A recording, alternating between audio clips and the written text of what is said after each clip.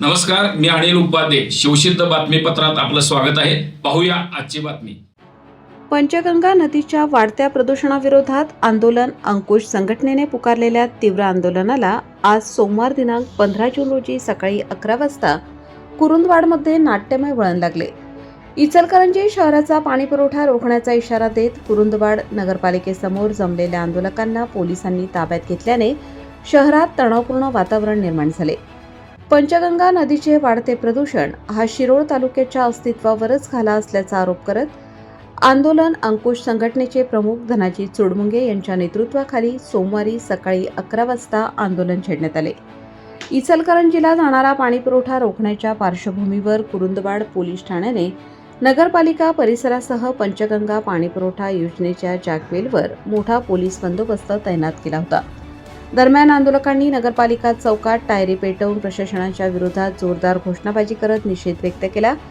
यावेळी आंदोलनकर्ते आणि पोलीस यांच्यात शाब्दिक बाचाबाची झाली. परिस्थिती चिघळत असल्याचे लक्षात येताच पोलिसांनी हस्तक्षेप करून आंदोलन अंकुशचे धनाजी चुडमुंगे, राकेश जगदाळे, दीपक पाटील यांच्यासह कार्यकर्त्यांना धरपकड करून पोलीस व्हॅन करून घालून अटक करण्यात आली. यावेळी पोलीस आणि कार्यकर्त्यांमध्ये झटपट झाल्याने वातावरण तणावपूर्ण बनले होते. यावेळी संतप्त कार्यकर्त्यांनी पोलिसांची व्हॅन तास झाले तरी रोखून धरली आहे.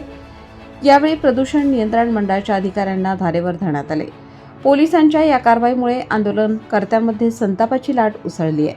पोलिसांनी आंदोलन दडपण्याचा प्रयत्न केल्याचा आरोप करत संघटनेच्या कार्यकर्त्यांनी आणि पंचगंगा नदीकाठावरील नागरिकांनी प्रशासनाविरोधात तीव्र नाराजी व्यक्त केली. नदी प्रदूषणाच्या प्रश्नावर प्रशासनाकडून कोणतीही ठोस भूमिका घेतली जात नसल्याने नागरिकांचा संयम सुटत चालल्याचे आंदोलनकर्त्यांनी सांगितले.